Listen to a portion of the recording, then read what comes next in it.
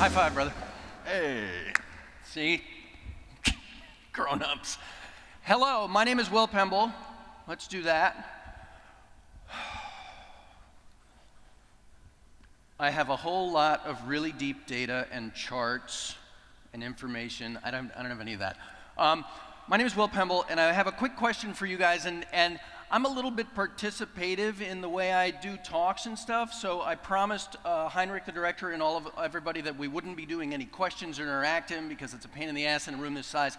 We're gonna do it anyway. So my first question for you guys is just real quick, roller coasters or fireballs? Which do you prefer? Roller coasters? Roller coasters, okay. I personally think they're both good choices, and so what I'd like to do is I'd like to share with you just a video that was shot not by, well, the footage itself was shot by me, but I want to share with you a video that was put together from footage that I shot in my backyard. And so it's going to be right there, so we can take the lights down, and I'll show you this video that I brought.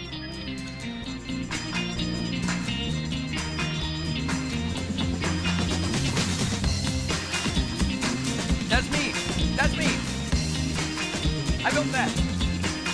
That's my kid. One of them. That's my backyard.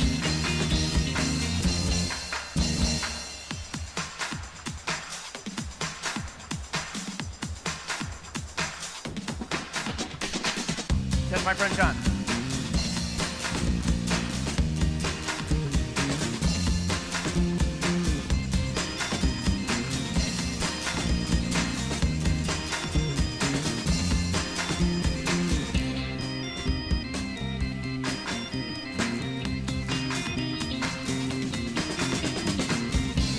That's my crash test dummy.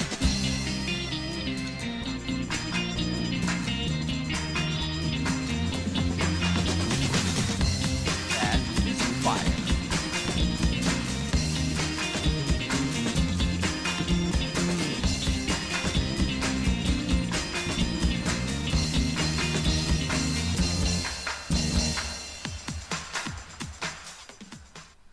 Huh? What do you think? Okay. It's not virtualization, but I'm proud of it just the same. Okay, so the quick story of all of that is when my kid Lyle, who's much bigger now, but when he was 10, he was just like this little guy. He said, "Hey, Dad, wouldn't it be cool if we had a roller coaster in the backyard?" And it took me about 5 seconds to say to myself, you know, it would be kind of cool because here's why. When he's 40 and at some conference or something, he's going to be able to say to his mates, you know, when I was a kid, my dad built me a roller coaster in the backyard. And I wanted that cred, right? I wanted that for myself. And so we started building stuff, and we did a bunch of research, and we started learning math and all of that. And we started making videos about it, and we made videos for two reasons. We wanted to show Grandma Lois, my mom, the progress of the coaster because she lived far away from us. And I also wanted to demonstrate to my big brother, Larry, just how much better of a dad I am than him. And that's like a science fact, right? There's an article in the New York Times somewhere that says, you know, world's greatest dad, so that's a fact. Okay, that's kind of the end of the story. I've been really lucky in life. I've been lucky in business. I've been lucky with my family. I've had some wonderful opportunities. That roller coaster and a couple of others like it have been on Netflix and Wired and Huffington Post and Good Morning America and kind of every major news outlet in the United States. And I was even on a show here in Germany, and you can correct me if I get the pronunciation wrong. I'm gonna try it. I have to kind of get into my German character to do it. Abenteuerleben. Was that okay? Did I do it? You guys all say it at once so that I get it right. Say it. Woo! Thank you. Okay, I'm really grateful for the help. So as I understand Abenteuerleben, what that means is kind of, it literally translates to adventure life. Is that true? So a life of adventure, an adventurous life. And I have an adventurous life. I'm here doing this now, and it's horrifying and scary and fun, and I'm super grateful to you guys for helping with that. And I get to travel the world, and I get to build cool stuff, and I do great businesses, and I meet with people who are so much smarter and more capable than I am. And across the boards, I have an amazing life. I'm the luckiest guy I know. My kids, even though they're teenagers, my kids are awesome. And Liz, my wife, my best friend, my beautiful sweet sweetie, the first person I look for in a crowded room, she is amazing, super lucky, adventure life. But you know, and that's the end of the story, right? That's the whole thing ends. David was telling me, don't go back up the catwalk because then you turn your back to the audience and, you know. But damn, I'm gonna need more of that. I didn't always have an adventure life unless you use Roald Amundsen's definition of adventure. He was, does anybody know who Roald Amundsen was? Amundsen? Anybody? Yell it out if you know it. South Pole. He was one of the most successful Antarctic explorers, one of the best get to the South Pole guys in the world. And there were some who were like really well popularized, but just terrible at it. I mean, they had to like eat dogs and stuff. But this guy was fantastic, and they interviewed Roald one day and they said, so how did you get to the South Pole so well? That must have been an amazing adventure. And he says, dude, adventure is bad planning. That's what adventure is. And so I'm going to tell you the story now. Now that I've had a chance to brag about my roller coaster and my kids and all of that sort of stuff, let's go back, since we've got our time machine here, let's go back to how all of that almost never happened. And I'm going to tell you that story by going back to 2003, when I worked at and ran a company that started back in what my kids call the 1900s. And appropriately enough, this story starts on April Fool's Day of 2003. So this is the web.com website from 2003, shown for your viewing pleasure in a 2003 version of the Netscape Navigator browser. Wayback Machine. So what we've got here is kind of a very basic thing, and we were in the web hosting and domain name business, and we were really proud. Look, one of the things I didn't put in the deal was you got to keep the logo. So now the logo's changed. But what we were doing at web.com was, and we were in the hosting and domain business, and so basically what we were doing is exactly the same thing that almost 300,000 other web hosting and domain name companies were doing. We had a couple of differentiators, but mainly our domain name was kind of good, so that drove a lot of traffic for us. We got really lucky in that regard, and we were crazy passionate about customer service, but back then that might have been a little bit different, but mostly we were just, again, we were lucky and we worked real hard and we were interested in things. And so back 2003, we were knocking along at 30, 40 new web hosting accounts a day, right? Not enterprise grade by any stretch of the imagination, right? We were just this little company getting new customers every day. We didn't have a whole lot of money. One thing that was kind of cool about web.com that to this day I'm really proud of is we made more money than we spent. And I'll say that again because I believe that this should be like a 4-day business seminar where somebody gets up on the stage and says, okay, here's the key to successful business. Make more money than you spend. And that, I think, could be an entire business seminar, an entire week. And you just find different ways to say that. Make more money than you spend. Oh, by the way, when you're spending money, make sure it's not as much money as you just made. So we were operating profitably and doing a good job and looking after our customers and working real hard, and nobody slept much. But that's web.com in April of 2003. And then I decided I didn't start this, but I decided to join what I like to call the race to the bottom. And there were some companies out there that were giving stuff away, like just about giving away domain names. And so we got this great idea. Hey, we've been making more money than we spend, and we've been growing organically, and the company is profitable, and everything's fine. Let's change something fundamental about our approach without giving it a whole lot of thought. And that's basically what we did.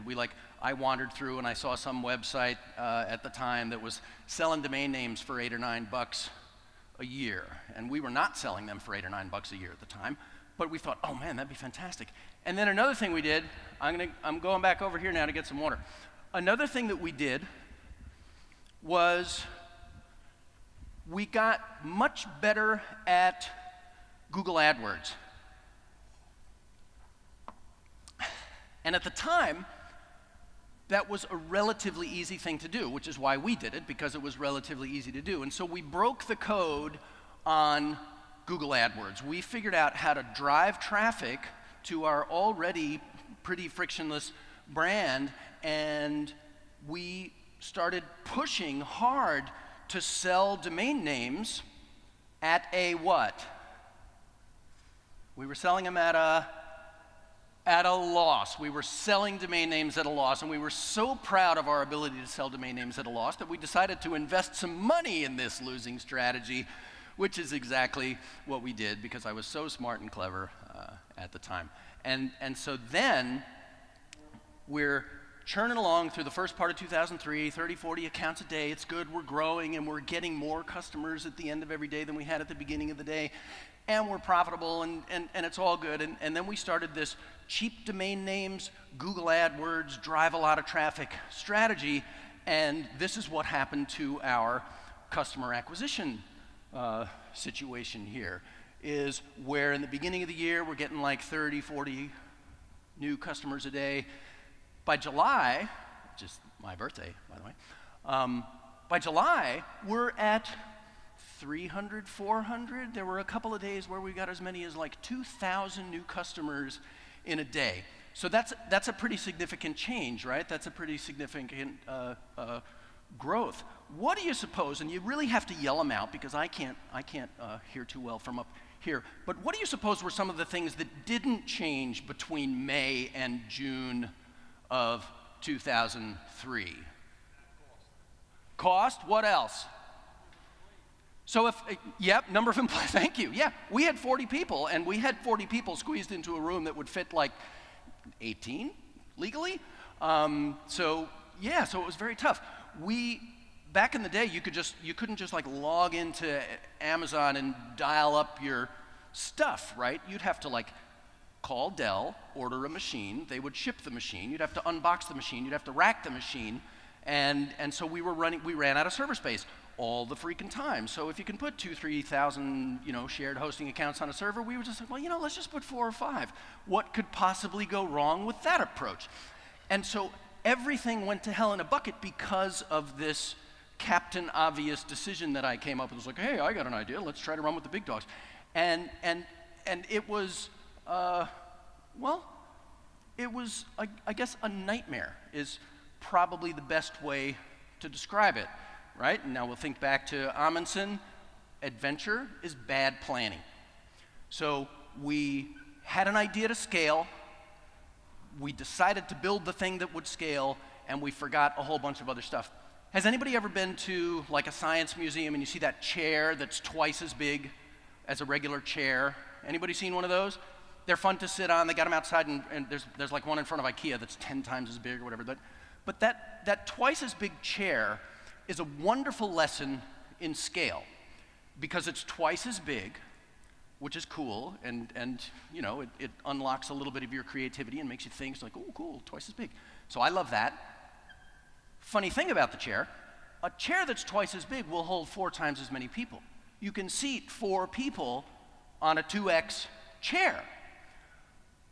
But what about the user experience of the 2x chair that holds 4 people? Do any of us want to have dinner that way? Well, I guess it depends on the circumstances, right? There are times when that would be awesome, but most of the time, if you're just trying to have a straight up dinner, we don't want to have 2x chairs that'll hold 4x people. And then here's the other thing about the 2x chair, is it takes 8x material to build the 2x chair.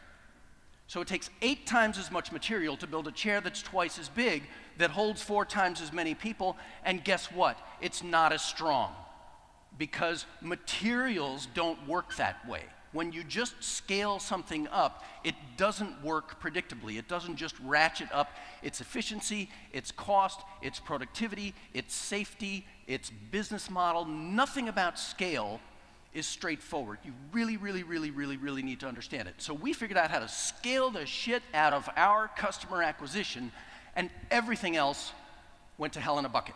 And I did not know what to do, because the only thing that got me where I was I was smart, I worked really hard, and I was incredibly lucky. How can you screw up with a domain name like web.com? Right? It's got to be going through somebody's head in there. They go, well, yeah, he did okay. It was web.com. He could have just forgot all that other stuff and sold the domain name. And in retrospect, that might not have been a bad strategy. So there were days when you could walk into my office and look for me. You'd open the door and you're just like, oh, where's Pemble? No, he's not here. Oh, okay. Then you'd close the office and walk back down the hall. What you didn't know is that I was just lying down on the floor behind my desk because I needed a minute, because I was about to be the guy that managed to screw up a company with a name like web.com, doing a business as blindingly uncomplicated as registering a domain name and provisioning a website and answering a question when a customer asked it. It's not that complicated. But entrepreneurs, creatives, megalomaniacs, narcissists, whatever you want to call me, I figured out a way. And that's where I was on my birthday in 2003. I did not know what the F to do, and I don't mean F. So I got a call from a good friend of mine, a mentor, the guy who invested a little bit of money in web.com, not a lot, but a little. And this guy, Bill, said, hey, Will, here's the thing.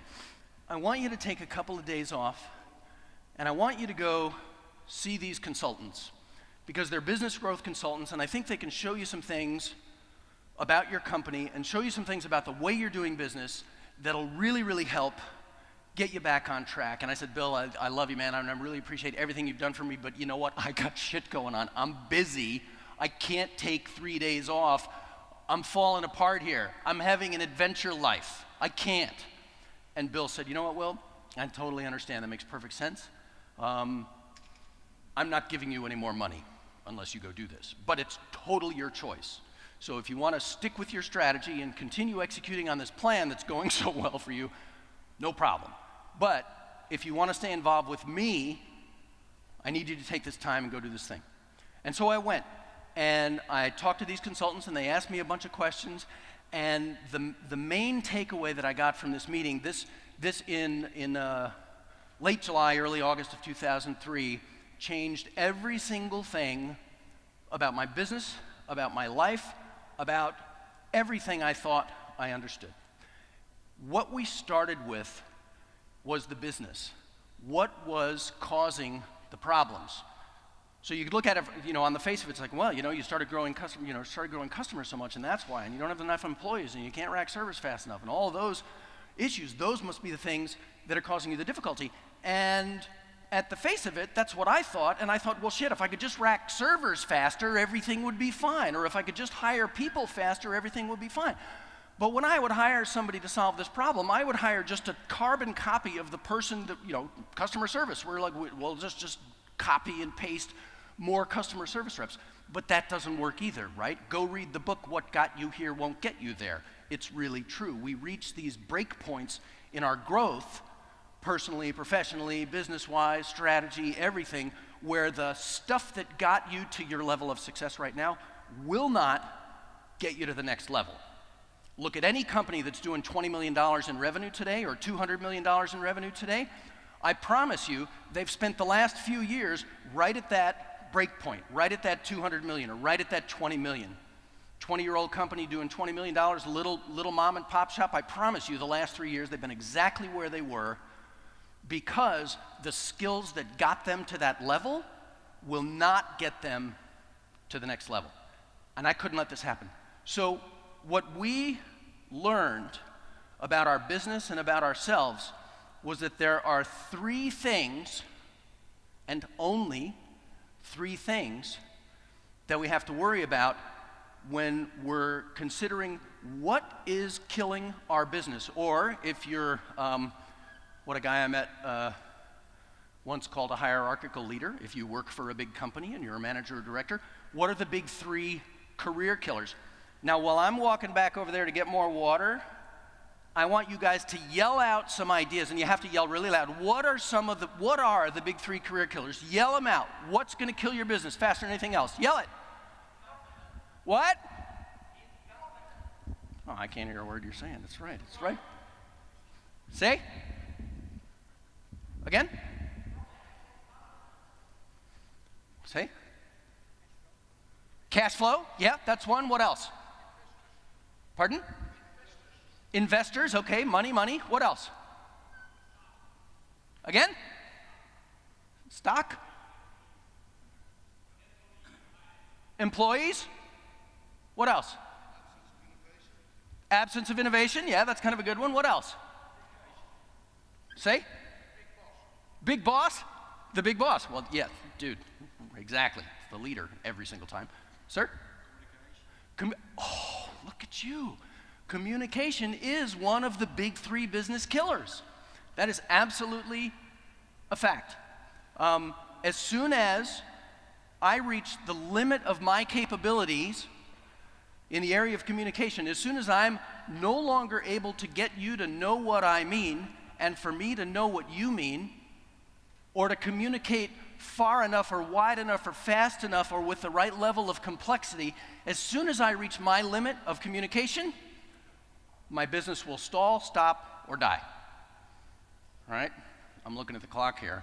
I'm going to tell you the other 2 if that's okay. Because it turns out David was right about the yelling in the room. It's tough to do. Delegation. As a leader, your ability to get things done without doing things yourself is absolutely critical. And as soon as you reach your limit in delegation, your business will stall, stop, or die.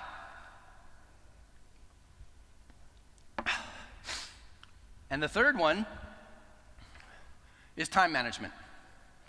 Because no matter how fancy you are, no matter how big and strong, no matter what a big boss you are, there's only 24 hours in a day. And so when you reach the limit of your ability to manage time, get things done efficiently, these 3 things, I promise you, and I've been doing this coaching consulting stuff for almost 15 years now, and I promise you, I have never seen a business that is struggling or stalled at that break point when it doesn't come down to one of those 3 things. Usually it's all 3 of those 3 things. Communication, delegation, time management. They are the 3 business killers. They are the 3 career killers. And I promise you, each and every one of us, including myself, is suffering from at least some degree of at least one of those all day, every day. And that's why your business isn't growing as fast as you wish it would. That's why your teams aren't working as efficiently as you wish they would. That's why people aren't playing nice together at the office. I don't know if you've ever seen that, but I've seen that a time or 2. Communication, delegation, time management. If you don't remember anything else from this talk, I want you to remember the roller coaster. I'm kidding. If you don't remember anything else from this talk, I want you to remember communication, delegation, time management, the big 3 career killers, the big 3 business killers. You get a handle on those things, and you can decide how you want the rest of your business, the rest of your life to go. Great news about communication, delegation, time management is they are not God-given talents. They're not things you're born with. They're skills you can develop. Anybody can get better at communication, delegation, and time management. Anybody. And no matter how good you are at those things, I promise you're only half as good as you could be. I promise. So no matter how good you are, you can get better. And that's, by the way, why you need a coach. Because a coach will make you play better than you think you can. Tom Landry, Dallas Cowboys. Okay, that's the first thing we learned, and then we decided we're going to reform the entire web.com business. We're going to change our culture because it's the only thing that we can afford to change. We're going to change the way we communicate, the way we delegate, the way we manage time, and we're going to do it by adopting 5 core values. And these are going to be the values that we as an organization and each of the individuals in this organization exhibit and demonstrate in every single thing they do. And we decided that our first core value was teamwork. Individuals can go fast, teams go far. Individuals go fast, teams go far. Teamwork. Everything we do as a team. We sit down and meet as a team, and by the way, we manage time while we're at it, and we communicate well. The next thing, which maybe seems obvious, but we decided to go ahead and put it out there, hard work. So when we would hire somebody at web.com, we would say, hey, if you like to do teamwork and you like to work really hard, you're gonna love working here. And if you don't like those things, we won't even have to fire you because you're gonna hate it here, and you're not gonna get along with anybody here because we deeply value teamwork and hard work. We deeply value people who look out for the other guy. We deeply value those who don't need credit for anything they do. They would much rather stand with the team and be an awesome team. And it's really easy to dismiss this as some namby-pamby bullshit idea, and can we please get back to work because I've got servers to rack. But the fact is that businesses, organizations, teams who value these things outperform all the teams who dismiss it as bullshit. And so we got really serious about that for two reasons. We believed it was true, and we didn't have any money to rack any more servers. We just had to get better. And we also decided that communication, delegation, and time management were gonna be the other three of our 5 core values because it just makes good sense. And those were the 5 core values on which we built our entire management and leadership system. And the really cool news about this is it didn't cost very much at all. Instead of buying more technology, building more stuff, getting better at this and that, we decided that we would work on the things we could, which was ourselves. We would get better at these things, and we would do it by working really hard. We're not talking about a ropes course or an escape room or some off-site fix everything in a day. Anybody who's been in a bad relationship knows you cannot fix it in a day, right? It took us 4 years to F up web.com. It was gonna take us a little time to un-F it. And I don't mean F. Okay, so what we ended up with was a single leadership system that worked across the entire organization, built on those core values. By the way, I teach like a 3-day executive leadership workshop, and we're doing the whole 3 days in the next 6 minutes, 23 seconds. The first part of our leadership system, built on the core values, teamwork, hard work, communication, delegation, and time management, is goals. Simple enough. Easy to express, easy to understand. Everybody knows what a goal is. There's a little room for nuance and explanation. We can say, oh, well, a goal is a SMART goal. And then we have these things called eulogy goals. And then we've got this idea about goals called goal certainty. How sure are you that you can achieve this goal? We like to shoot for about 80%, because that means I'm pushing hard enough, but I'm not sandbagging. So if I've got an 80% certain goal, my team can count on me most of the time to come through for them. And we also set goals at team level. So I don't just like your, has anybody ever gotten that email from the manager, the new manager of the organization? Hey, I'm your new manager. Hey, everybody, I want everybody to send me your 3 goals for the month. What 3 things are you gonna get done? Has anybody gotten that email? I swear to God, I've gotten that email and it makes me wanna kill myself. Because you're asking people in a vacuum to make shit up so that you feel better about everybody getting stuff done, but it's lazy and it doesn't work. We set goals at team level so that we can challenge one another, we can ask good questions. Thank you for the water. We can move the team forward in ways that make sense to the whole team. So we're really, really good at setting goals and achieving them. And by the way, if you work as a team and you set goals and you achieve them together, your level of teamwork improves. This thing that we call in organizational development terms, we call psychological safety. That improves in the organization. All that shit that you hope to get from the ropes course, you get it from working hard together. You don't get it from the ropes. Go to the ropes course, it's awesome. But you get it from working hard together. That's where it comes from. The next piece of this leadership system is team problem solving. Hey, I'm missing a thing. Team problem solving. If we know what our goals are and we're having trouble getting to them, team problem solving is a quick 10-minute meeting that I can have. I could grab any 6 people, 7 people in this room, and in 10 minutes, I can get a set of suggested action steps that I can use to solve whatever that problem is. because in this room right now, we've probably got 1,500 years of experience in this industry, at least 1,500 years, probably more. Do you think I could find an answer to my question? Do you think, I knew a guy named Bob Stofko, this was years and years ago, and I was talking to him about something. He was a mentor of mine. I was like, Bob, I want to tell you about something, but I'm a little embarrassed. He was like, well, if it's got a name, it's been done before. So if you can put your question in words, somebody else has asked that question. Somebody else has solved it. And I promise you, if it's a cloud or web hosting question, somebody in this room has the answer. Team problem solving finds that answer and gets you the action steps you need to knock that out of the way and move on to the next one. And this actually, I got my slides backwards. Key metrics, measure what matters. What are the things? Any business at the very top level, from the executive level, there's about 20 things that a business needs to measure.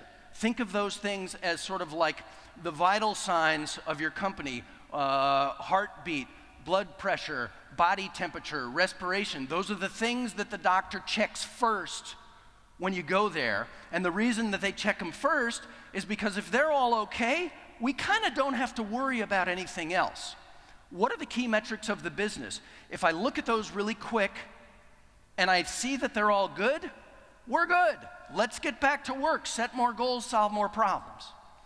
But if one of them's off, if our target is not the same as our actual, then we can dig deeper and we can say, okay, who owns that one key metric of, I don't know, revenue is a good one.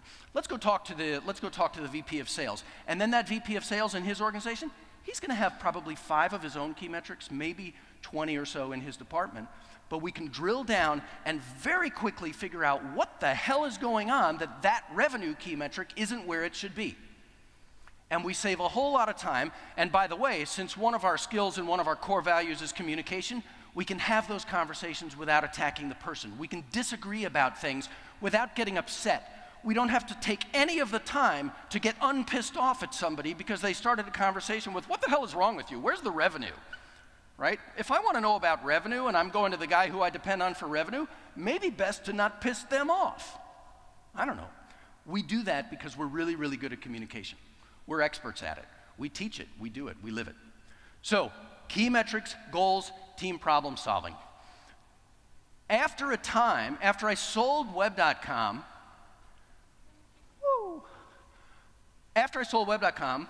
I started this new company, and it's called Goal Boss. It's a coaching and consulting firm, and we teach the Goal Boss leadership system. We can install it into any business. We're particularly good, at the risk of pimping my services, we're particularly good at working with technology companies because we've made a lot of mistakes in the technology business and we've seen a lot of them.